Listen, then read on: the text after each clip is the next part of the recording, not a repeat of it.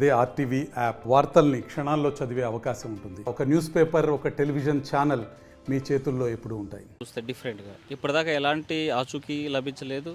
వీళ్ళు క్రైమ్ చేసినారని పోలీసులకి చెప్పినప్పటికీ, వీళ్ళు పలానా చోట మేము డెడ్ బాడీ చేసినామని చూపించినప్పటికీ అక్కడ బాడీ దొరకలేదు.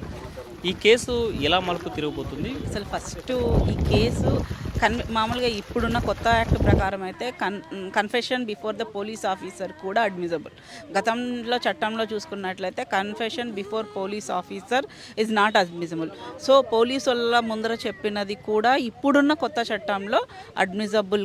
ఒకవేళ అవి వీడియోలు తీసింటే వీడియో రికార్డింగ్ ప్రయారిటీ ఉంది. అసలు ఫస్ట్ ఏంటంటే ఇలాంటి అనేక కేసుల్లో మనం పోస్కో యాక్ట్లో అనేక కేసుల్లో చూసినట్లయితే క్రైమ్ జరిగిన తర్వాత కనీసము 5 ఏళ్ల నుండి ఇప్పుడు 10 ఏళ్ళ అమ్మాయి మీద అత్యాచారం జరిగితే 17-16 ఏళ్ళ అప్పుడు అది విచారణకు వస్తుంది.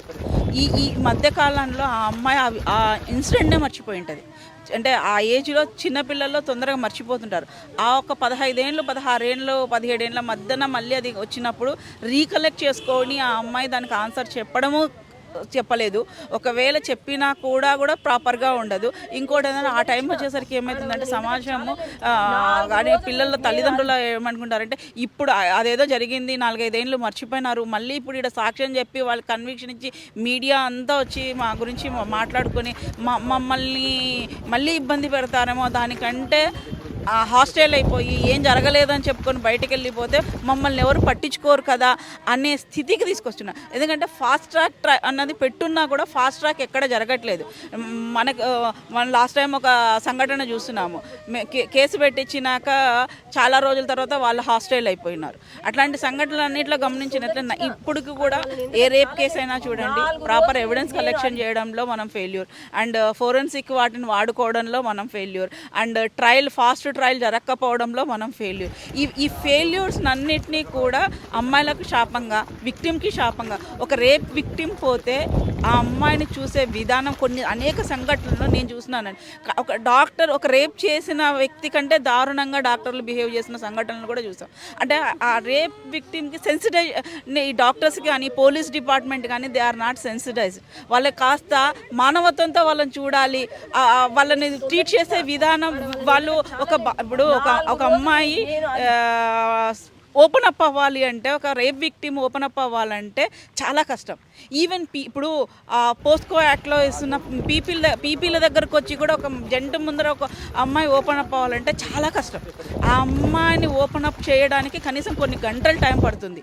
ఇంకోటి ఏంటంటే వాళ్ళ యొక్క పిల్లల యొక్క ఏమవుతుందో ఒక్క అమ్మాయిని చూసి ఇట్లాంటి సంఘటన చూసిన తర్వాత ఆ ఊర్లో మిగతా అమ్మాయిలు మోర్ ఇన్సెక్యూర్డ్గా కొన్ని ఏండ్ల పాటు ఆ అమ్మాయిల మీద ఆ ప్రెజర్ ఉంటుంది.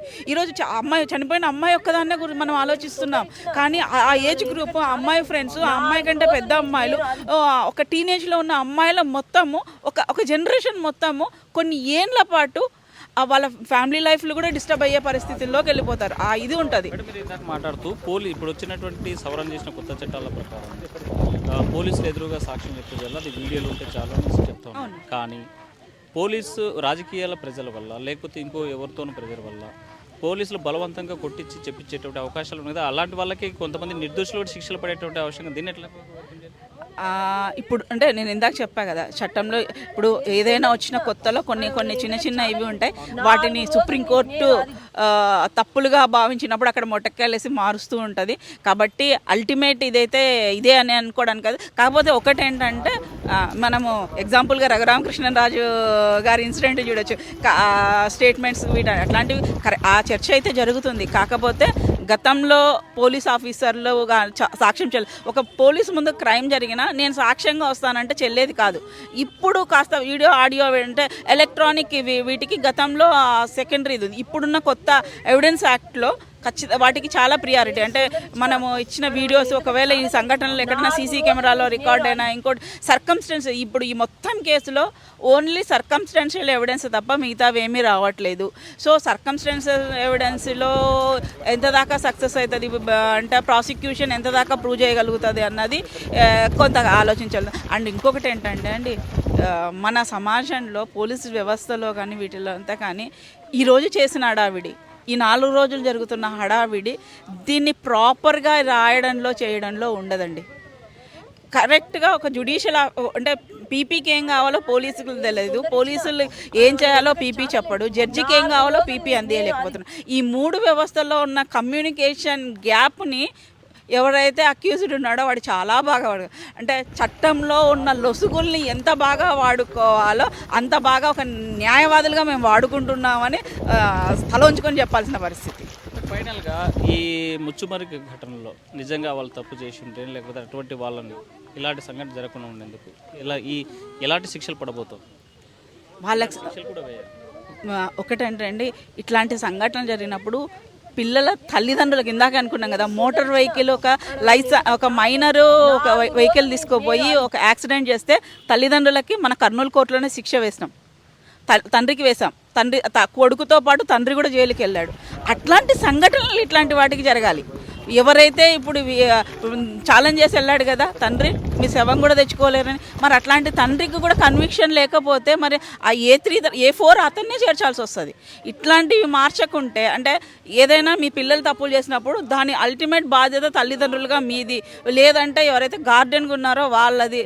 ఒకవేళ ప్రభుత్వం గార్డెన్ అయితే ప్రభుత్వాన్ని కూడా కొన్ని చోట్ల మనం ప్రభుత్వం కూడా గార్డెన్షిప్ తీసుకుంటుంది పిల్లలు.